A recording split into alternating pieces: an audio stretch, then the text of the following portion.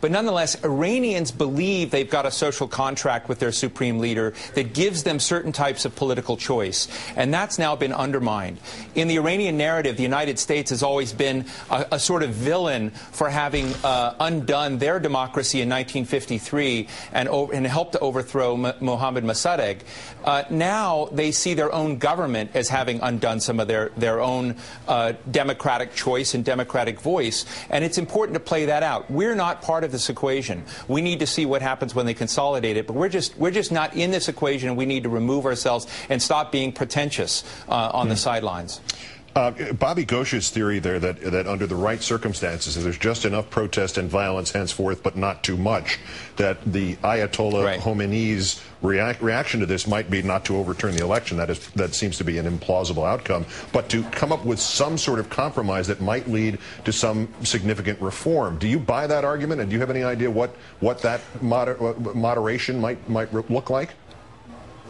I buy the notion that Bobby said that the Iranians have a choice here, which is very interesting, that the supreme leader could look magnanimous using the bulldog they have, President Ahmadinejad, the bulldog negotiating for the deals that the Iranians seem to want with the West and the United States and others, and that they can use this populist, harsh guy in a way to achieve those. It's not too dissimilar from Barack Obama using people that are in his team of rivals to try and achieve ends. So that's possible. There's a giant gaping hole in Iranian society today, and the supreme leader is going to either need to crush it or to deal with it and engage it somewhat and to somewhat modify a hybrid position. But I don't think he's going to admit much fallibility in his choice of leader, but he may use the bulldog and soften him a bit with some of the things he wants. Steve Clemons, author of the foreign policy blog The Washington Note.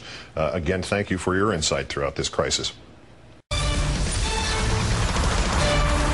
No, he made a token effort at walking some of it back today. CIA Director Leon Panetta is, for the most part, standing behind what he said about Dick Cheney and the comments that came out over the weekend. It is what nearly all of us have thought who have heard the ex-vice president's ghoulish criticisms of the Obama administration and national security. Our fourth story in the countdown: if Cheney is not hoping for a terrorist attack here just to prove he's right, isn't he acting way too close to it? On May 21st, Mr. Cheney said in a speech to the American Enterprise Institute that America was less safe because of President Obama's war policies. Mr. Panetta, responding to the Cheney speech, said this later that day to a reporter from the New Yorker magazine: "I think he smells some blood in the water on the national security issue. It's almost a little bit gallows politics. When you read behind it, it's almost as if he's wishing that this country would be attacked again in order to make his point. I think that's dangerous politics." Mr. Cheney hit back immediately at Mr. Panetta. "I hope my old friend Leon was misquoted. The important thing is whether or not the Obama administration will continue policies that have kept us safe for the last 8 years. Director Panetta, speaking through a CIA spokesman, backpedaling a bit on the director's remarks. The director does not believe the former vice president wants an attack. He did not say that. Most telling in all of this is the audible silence from the GOP leadership. Only Congressman Pete Hoekstra and Senator John McCain had anything to say, Hoekstra calling Panetta's remarks outrageous and McCain adding, "Never did it cross my mind that Dick Cheney would ever want an attack on the United States. It's unfair, and I think that Mr. Panetta should retract, and retract immediately." HuffingtonPost.com contributor, MSNBC political analyst Lawrence O'Donnell joins us now from Los Angeles. Lawrence, good evening. Good to be here, Keith.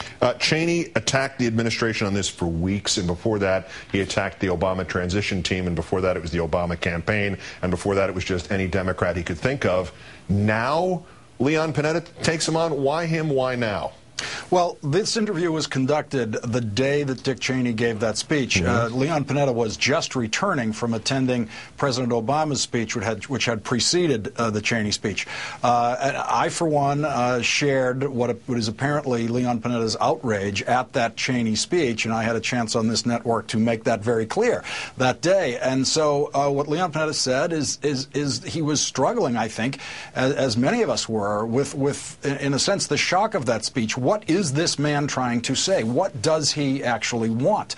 And Panetta says that it is almost, and he uses the word almost twice, and he says it's a little bit like, he uses conditional phrases like that, which are very clear to me, and where he's saying you get the feeling in here that the only thing that could prove the vice president right is another attack on this country, if you would take that as proof. And so Panetta was doing that thought exercise live with a reporter having just returned from from listening to that speech. Maybe if he had a day to think about it, he would have found something less controversial to say about it. But it's a very understandable reaction where I'm sitting. Does the walk back sound a little odd? The CIA spokesperson said he meant it in the subjunctive case. It's almost as if Cheney wanted, meaning he doesn't think that's what Cheney wants. Did somebody in the White House tell him walk it back a little bit, or is this really a clever way, kind of the way the Republicans always said afterwards, well, I didn't mean to imply there was any connection between Saddam Hussein and al-Qaeda? I think this is very different from the Republican model on that. This is stressing what he actually said. They didn't walk back or take back a single word. They simply stressed, as I've just done, that word almost, which appears a couple of times. Almost is not, if I'm almost dead, I'm not dead. And so almost is one of our most important words. And they're just stressing that it's present there, and Panetta didn't say it as an exact description of the vice president's motivation. He said it, I think, as a mystified listener or a reader of that speech, saying, what is it that's going through this guy's mind? Given the fact that everything the Obama administration has done, or everything that has happened since the inauguration, including weather and traffic conditions, has been somehow worthy of GOP mention by somebody, is it surprising that there's nothing in this from Michael Steele or anybody else coming out and defending Cheney, other than those brief remarks from McCain and from Hoekstra? This is surprising, and if there's any coherent strategy to it, then it must mean that they are looking at the defense of Cheney as a loser in terms of the public argument here, and I think that would be a very wise choice.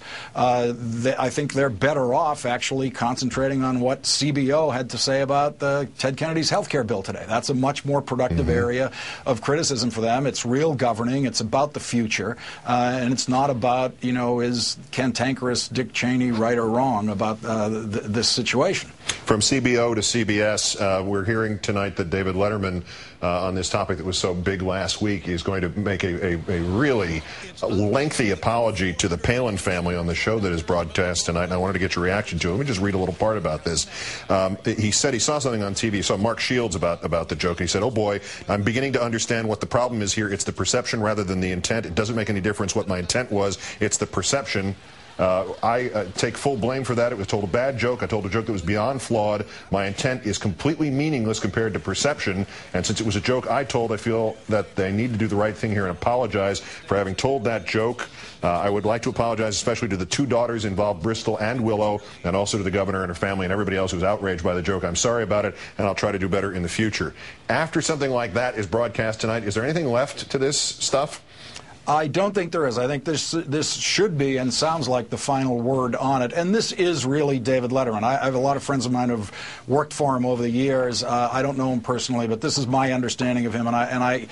And I've heard that over the weekend he did have time to think about this. He's a father himself. He had some cool time to think about it, and he could have left it where he had left it. He could have left it getting laughs at his original version of an apology and just leave it there. But I think both as a father and a responsible guy, having had a weekend to think about this, he decided he wanted to go to this extra point of clarification of a serious apology. And actually, Keith, in the last couple of days, from a lot of professional comedy writers, I've heard more analysis of that particular joke than any that's ever been written. And there's a large group out there who say, hey, it was a bad joke. It had a wrong concept in it. It was a bad joke. And these are Letterman supporters and former Letterman writers, many of them. And so I think Dave reached a point that makes perfect sense, and I think he's making perfect sense in what he has to say tonight. Any chance, briefly, that the Palins try to outclass him and just say, accepted?